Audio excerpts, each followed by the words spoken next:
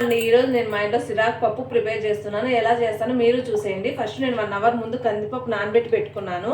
అది 2 టమోటాలు, ఒక 5-6 పచ్చిమిరపకాయలు, ముందుగానే కడిగి పెట్టుకున్న సిరాకు, పసుపు వేసేసి విజిల్ని 4 విజిల్స్ వచ్చేంత వరకు స్టవ్ మీద పెట్టేసుకుందాము. కుక్కర్ 4 విజిల్ వచ్చినాక స్టీమ్ తీసేసేయాలి. స్టీమ్ తీసేసి మనకు బ్యాల్ ఉడికినాయో లేదో చూసుకుందాము. బ్యాల్ అయితే బాగా ఉడికిపోయినాము. దీంట్లో కొద్దిగా చింతపండు వేసేసి కొంచెంసేపు ఉడకబెట్టేద్దాము. పప్పు ఇట్లా బాగా ఉడికిపోయింది. ఇప్పుడు మనం ఎనుకొనేసి తిరువాత పెట్టేసుకుందాము. ఇందులో కొంచెం ఉప్పు వేసేసి బాగా కలిపెట్టేసుకుందాము. స్టవ్ ఆన్ చేసుకొని కడాయి పెట్టుకొని కడాయిలో కొద్దిగా ఆయిల్ కొంచెం హీట్ ఎక్కనిద్దాము.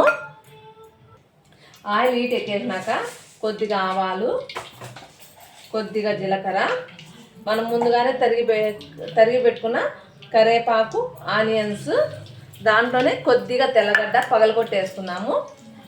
ఇవంతా వేయించుకుందాం బాగా.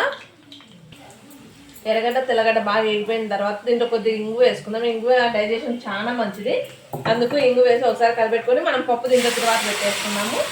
అంతే, మనకి ఎంతో టేస్టీ పప్పు రెడీ అనమాట. ఉప్పు చూద్దాము, అంత సరిపోయింది. టేస్ట్ అయితే చాలా బాగుంది. మీరు ఇంట్లో ఒకసారి ట్రై చేయండి. నచ్చితే సబ్స్క్రైబ్ చేసుకోండి. మీ ఇంట్లో ఎలా వచ్చిందో కామెంట్లో చెప్పండి. Bye bye.